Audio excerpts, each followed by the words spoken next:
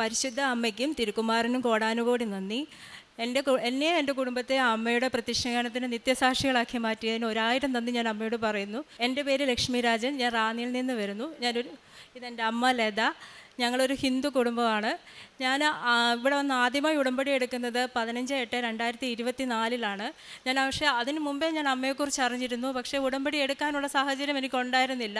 ഞാനൊരു സ്റ്റാഫ് നേഴ്സായിരുന്നു. ഹോസ്പിറ്റലിൽ വർക്ക് ചെയ്യുമ്പോൾ പല പേഷ്യൻസും എൻ്റെ അടുത്ത് കൊണ്ടുവന്ന അമ്മയുടെ ഉടമ്പടി രൂപവും അമ്മയുടെ പത്രവും തരുമായിരുന്നു. ഞാൻ വായിക്കുമായിരുന്നു. അന്ന് മുതലുള്ള ആഗ്രഹമായിരുന്നു ഉടമ്പടി എടുക്കണമെന്നുള്ളത്. അപ്പോൾ എനിക്ക് ഒരു വലിയൊരാഗ്രഹം ഉണ്ടായിരുന്നു എവിടെയെങ്കിലും ഒരു യൂറോപ്യൻ കൺട്രീസിൽ പോയി വർക്ക് ചെയ്യണമെന്നുള്ളത്. അങ്ങനെ ഒരു ജർമ്മൻ പഠിക്കുവാനുള്ള ഒരു ചാൻസ് കിട്ടി. ഞാൻ പോയ ഹോസ്റ്റലിൽ അമ്മയുടെ അനുഗ്രഹത്താൽ എനിക്ക് കിട്ടിയ കൂട്ടുകാർ അമ്മയുടെ ഉടമ്പടി എടുത്തവരായിരുന്നു. അവരുടെ കൂടെ ഞാൻ അമ്മയെ കൂട്ടി വന്ന് ഇവിടെ വന്ന് 15/8/2024 ഉടമ്പടി എടുത്തത്. അതിനുശേഷം എൻ്റെ ജീവിതത്തിൽ ഒരുപാട് കാര്യങ്ങൾ അമ്മയുടെ സഹായത്താൽ നടന്നിട്ടുണ്ട്. ആദ്യമേ തന്നെ അമ്മയോട് അതിനെല്ലാം ഞാൻ നന്ദി പറയുന്നു.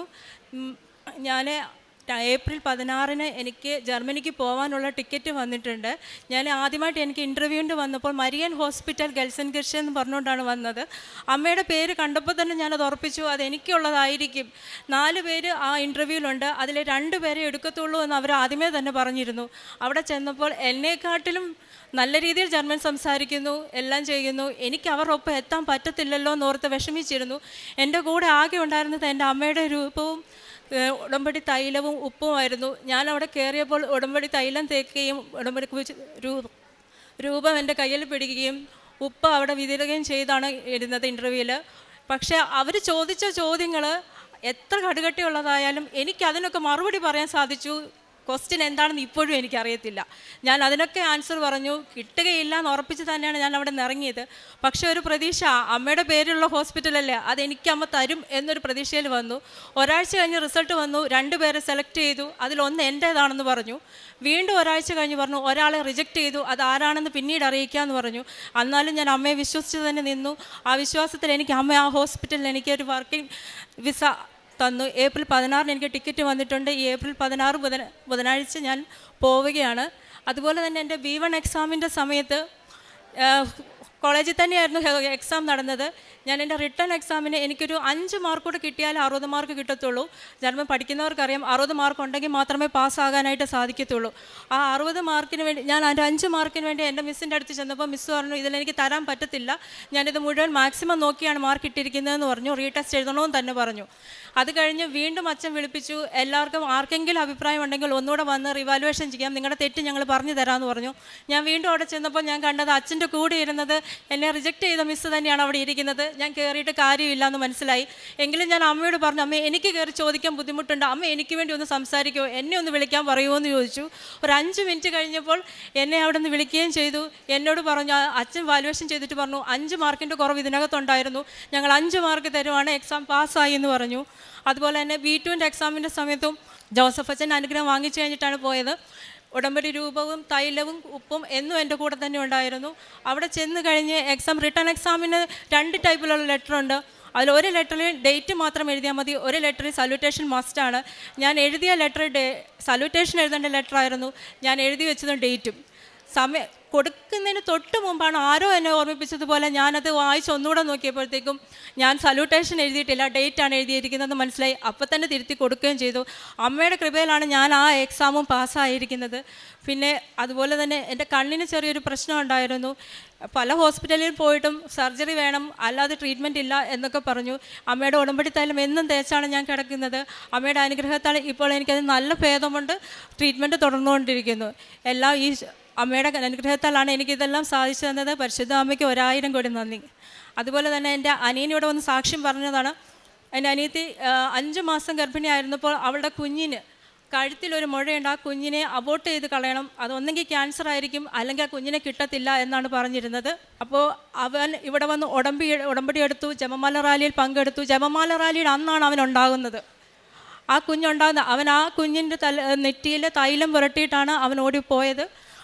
അന്ന് ഡോക്ടേഴ്സ് പറഞ്ഞു ആ മുഴ പുറത്തോട്ടാണ് വന്നിരിക്കുന്നത്, അതിലൊരു ബ്ലഡ് വെസൽസോ ഒന്നുമില്ല, ചെറിയൊരു സാക്ക് മാത്രമാണ്, അത് റിമൂവ് ചെയ്ത് കളഞ്ഞാൽ മാത്രം മതി എന്ന് പറഞ്ഞു. ഇന്ന് അവൻ നല്ലൊരു ആരോഗ്യമുള്ള കുഞ്ഞായിട്ട് ഇന്ന് അവന് 2 വയസ്സുണ്ട്. ഡോക്ടേഴ്സ് അബോർട്ട് ചെയ്ത് കളയാൻ പറഞ്ഞ കുഞ്ഞിനെയാണ് അമ്മ തിരിച്ചു തന്നിരിക്കുന്നത്. അമ്മയ്ക്ക് 1000 കോടി നന്ദി പറയുന്നു. കാരുണ്യ പ്രവർത്തനങ്ങൾ ഞാൻ പത്രം വിതരണം ചെയ്യുന്നുണ്ടായിരുന്നു. പിന്നെ ഞാൻ പഠിച്ചിരുന്ന ഹോസ്റ്റലിൻ്റെ അടുത്ത് അനാഥാലയം ഉണ്ടായിരുന്നു. അവിടെ 5-6 അപ്പച്ചന്മാരേ ഉണ്ടായിരുന്നുള്ളൂ. പക്ഷേ ആരുമില്ല അവർക്ക്. അവിടെ ചെന്ന് അവർക്ക് വേണ്ടി ചിലപ്പോൾ ഒരു മാങ്ങ മേടിച്ചുകൊണ്ട് തരാമോ, അത് മേടിച്ച് തരാമോ എന്നൊക്കെ ചോദിക്കും. ഞങ്ങളെ കൊണ്ട് പറ്റുന്ന പോലെ ഞങ്ങൾ അവിടെ ചെന്ന് അവരെ നോക്കുകയും സഹായിക്കുകയും ചെയ്തിട്ടുണ്ട്. അതുപോലെ തന്നെ പൊതിച്ചോറുകൾ വിതരണം ചെയ്തിട്ടുണ്ട്. പിന്നെ എന്നെക്കൊണ്ട് പറ്റുന്ന രീതിയിൽ പഠിക്കാൻ പോകുന്ന കുഞ്ഞുങ്ങൾക്ക് ചിലവർ വന്ന് പറയും വസ്ത്രങ്ങളുണ്ടോ എന്നൊക്കെ ചോദിക്കുമ്പം എൻ്റെ പുതിയ ഡ്രസ്സ് വരെ ഞാൻ കൊടുത്തിട്ടുണ്ട്.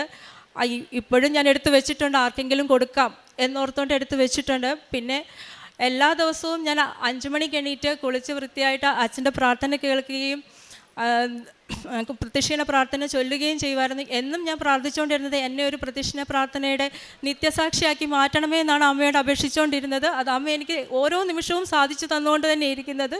അതുപോലെ തന്നെ ധ്യാനം കേൾക്കുകയും ചെയ്യാറുണ്ട്. എല്ലാ ദിവസവും ജപമാല ചൊല്ലുമായിരുന്നു. ഞാനൊരു ഹിന്ദു ആയതുകൊണ്ട് ഏത് രീതിയിൽ ജപമാല ചൊല്ലണമെന്ന് എനിക്കറിയില്ലായിരുന്നു. ഞാൻ ഓരോരുത്തരോടും ചോദിച്ച് മനസ്സിലാക്കി. അതുപോലെ ഞാനിവിടെ ഒരു പ്രാവശ്യം കേട്ടു സമ്പൂർണ്ണ ജപമാല ചൊല്ലാൻ. അത് അന്ന് തൊട്ട് ഇന്ന് വരെ ഞാൻ ആ സമ്പൂർണ്ണ ജപമാലയും ചൊല്ലുന്നുണ്ട്. അമ്മയുടെ അനുഗ്രഹത്താൽ എനിക്കെല്ലാം ഇതുവരെ സാധിച്ചു തന്നിട്ടുണ്ട്. ഏപ്രിൽ 16-ന് ഞാൻ ജർമ്മനിക്ക് പോവുകയുമാണ്. ഒരിക്കൽ കൂടി പരിശുദ്ധ അമ്മയ്ക്കും തിരുക്കുമാരനും നന്ദി പറയുന്നു. പ്രാർത്ഥിക്കുകയും യാചിക്കുകയും ചെയ്യുന്ന എന്തിൽ ലഭിക്കുമെന്ന് വിശ്വസിക്കുവാൻ നിങ്ങൾക്ക് ലഭിക്കുക തന്നെ ചെയ്യും. മർക്കോസിൻ്റെ സുവിശേഷം 11-ാം അധ്യായം 24-ാം വചനമാണ്. വിശ്വാസത്തോടെ പ്രാർത്ഥിച്ചാൽ ലഭിക്കും. ഉടമ്പടി എന്നത് നമ്മുടെ വിശ്വാസത്തിൻ്റെ പ്രഖ്യാപനമാണ്. ഉടമ്പടി ജീവിതം നയിക്കുമ്പോൾ എന്ത് പ്രശ്നങ്ങളായാലും തളരാതെ നമ്മളെ കാത്തു പരിപാലിക്കുന്ന ഒരു ഈശോയുടെയും സംരക്ഷിക്കുന്ന ഒരു അമ്മയുടെയും സാന്നിധ്യമാണ് നമ്മുടെ ഉടമ്പടി മക്കളുടെ ജീവിതത്തിൽ നാം കാണുവാൻ സാധിക്കുന്നത്. എന്തുതന്നെ പ്രശ്നമായാലും, ജോലി പ്രശ്നമായാലും, സാമ്പത്തിക തകർച്ചകളായാലും ദൈവം ഒരു വഴി തുറക്കുമെന്ന പൂർണ്ണ വിശ്വാസമാണ് ഉടമ്പടി മക്കളുടെ ജീവിതത്തിൽ നാം കാണുന്നത്. ലക്ഷ്മി രാജൻ എന്ന മകളുടെ സാക്ഷ്യത്തിലും പ്രാർത്ഥിക്കുകയും യാചിക്കുകയും ചെയ്യുന്ന എന്തും ലഭിക്കുമെന്ന് വിശ്വസിച്ച ഒരു മകളുടെ സാക്ഷ്യമാണ്. പ്രത്യക്ഷീകരണത്തിന് നിത്യസാക്ഷിയാക്കി മാറ്റണമെന്നാണ് ഈ മകൾ എപ്പോഴും പ്രാർത്ഥിച്ചിരുന്നത്. ആ പ്രാർത്ഥനയുടെ ഫലമായിട്ട് തന്നെയാണ് ഇന്ന് പരിശുദ്ധമ്മയുടെ സന്നിധിയിൽ സാക്ഷിയായിട്ട് തന്നെ നിൽക്കുന്നത്. നമ്മുടെ ജീവിതത്തിലും നമ്മുടെ ആവശ്യങ്ങളും ബുദ്ധിമുട്ടുകളും വേദനകളും പരിശുദ്ധ അമ്മ ജീവനോട് പ്രത്യക്ഷപ്പെട്ട ഈ ആലയത്തിൽ നമുക്ക് സമർപ്പിക്കാം. നമ്മുടെ സംശയങ്ങളെ നീക്കി ഉറച്ച വിശ്വാസത്തോടെ ഉടമ്പടി ജീവിതം മുന്നോട്ട് നയിക്കാം. കൃപാസനം അമ്മയുടെ ഇടപെടലിലൂടെ, മധ്യസ്ഥതയിലൂടെ, പ്രാർത്ഥനയിലൂടെ നമ്മുടെ ജീവിതവും ദൈവത്തിൻ്റെ കരങ്ങളിൽ സമർപ്പിച്ചുകൊണ്ട് ഉടമ്പടി ജീവിതം മുന്നോട്ട് നയിക്കാം. ലക്ഷ്മി രാജനും കുടുംബത്തിന് ലഭിച്ച എല്ലാ അനുഗ്രഹങ്ങൾക്കും നമുക്ക് കരങ്ങളടിച്ച് ദൈവത്തെ മഹത്വപ്പെടുത്താം. യേശുവേ നന്ദി, യേശുവേ സ്തുതി, ആവേ മരിയ. അത്യപൂർവ ദൈവാനുഭവങ്ങൾ ഇനി നിങ്ങൾക്കും സ്വന്തം. ഈ യൂട്യൂബ് ചാനൽ ഇതുവരെ സബ്സ്ക്രൈബ് ചെയ്തിട്ടില്ലെങ്കിൽ ഇപ്പോൾ തന്നെ സബ്സ്ക്രൈബ് ചെയ്യുക. ഈ വീഡിയോ ഇപ്പോൾ തന്നെ നിങ്ങളുടെ സുഹൃത്തുക്കൾക്ക് ഷെയർ ചെയ്തുകൊണ്ട് കർത്താവിൻ്റെ പ്രേക്ഷിതരാകുക.